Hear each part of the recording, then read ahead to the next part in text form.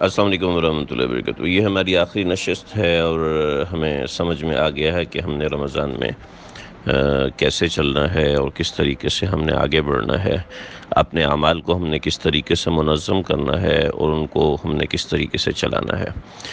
اس کے ساتھ ساتھ ہم تیاری کر لیں کہ ہم نے رمضان میں سیکھنا کیا ہے۔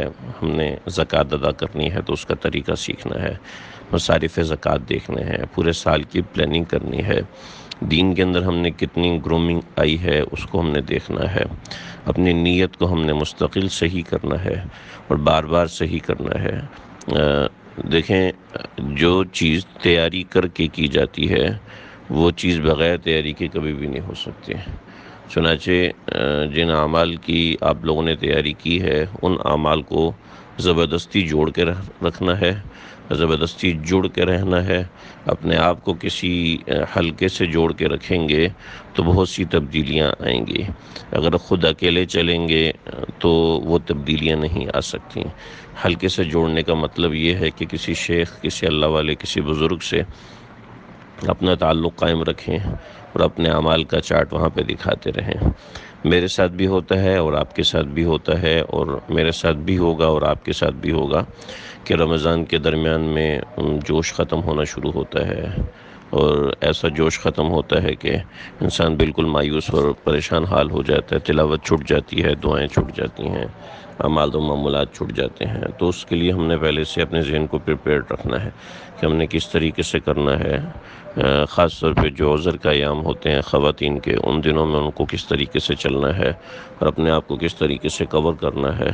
کچھ کتابیں ہم نے رکھنی ہیں، اپنے ٹولز تیار رکھیں، یعنی رمضان آنے سے پہلے اپنا چھوٹا قرآن مجید، اپنی جائے نماز، اپنی تسبیح، جو کاؤنٹر آپ کے پاس ہے وہ اس طریقے سے جو دو تین کاؤنٹر ہوں، دو تین تسبیحات ہوں، دو قرآن مجید کے نسخے ہوں، یہ آپ لوگوں نے تیار کرنے ہیں۔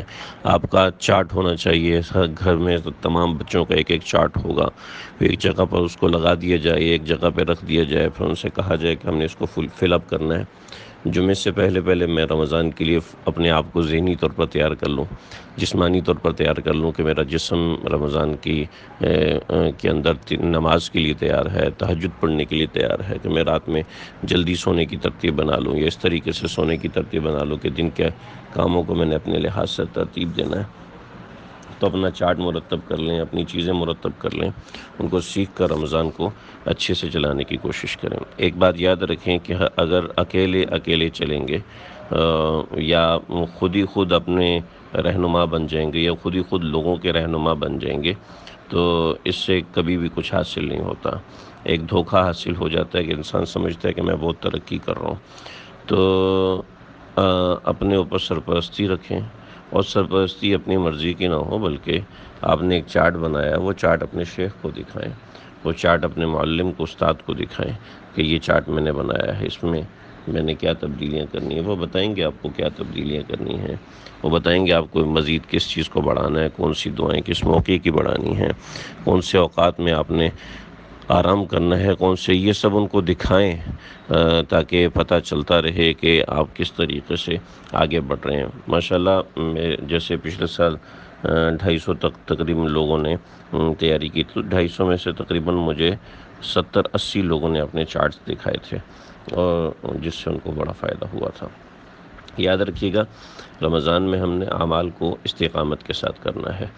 خیر العمال ما قل ودیم، بہترین عمل وہ ہوتا ہے جو استقامت کے ساتھ ہو اور پابندی کے ساتھ ہو۔ تو ان اعمال کو اپنے استقامت کے ساتھ کرنا ہے اور پابندی کے ساتھ کرنا ہے۔ استقامت اور پابندی ہوگی تو معاملہ آگے بڑھے گا۔ استقامت نہیں ہے، ایک دن آپ نے بہت ہی زیادہ اعمال کر لیا، اگلے دن بالکل صفر ہو گیا، تو یہ ناکامی ہے۔ اللہ تعالیٰ کو یہ اعمال پسند نہیں ہے کہ ایک دن آپ نے اتنا زور لگا دیا اور اگلے دن آپ نے بالکل بھی زور نہیں لگایا، سستی چھا گئی اور ایسے۔ تو اپنی رائے کو مارنا بڑا اہم ہوتا ہے۔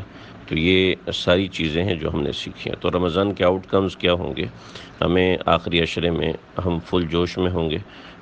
اگر پہلے دن آپ جوش میں ہیں اور دوسرے دن تیسرے دن جوش کم ہو رہا ہے تو یہ اچھی بات نہیں ہے۔ آپ کے آؤٹ کمز یہ ہیں کہ آپ کو پتہ ہے کہ آپ نے رمضان کے لیے کیا کچھ کرنا ہے، رمضان میں آپ کی ترتیبات کیا ہوں گی، رمضان کے اندر آپ کے معمولات کیا ہوں گے، رمضان میں آپ کے کھانے پینے کا اسکیجول کیا ہوگا، رمضان میں آپ کی نمازوں اور آرام کا کیا اسکیجول ہوگا.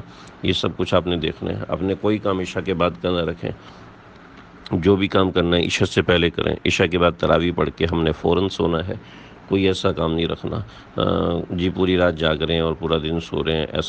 ایسا ہمارے بہت سے حضرات کرتے ہیں، لیکن ان کے معاملات الگ ہوتے ہیں. لیکن ایک نوکری پیشہ، ایک ہاؤس وائف جس کو گھر کے کام کرنے، بچوں کو اسکول بھیجنا اور اس طرح کی 50 چیزیں، وہ ان چیزوں کو فالو نہیں کر سکتے. تو ہماری تیاری یہیں پر مکمل ہوتی ہے. امید ہے کہ آپ حضرات کو ان چیزوں سے فائدہ ہوا ہوگا.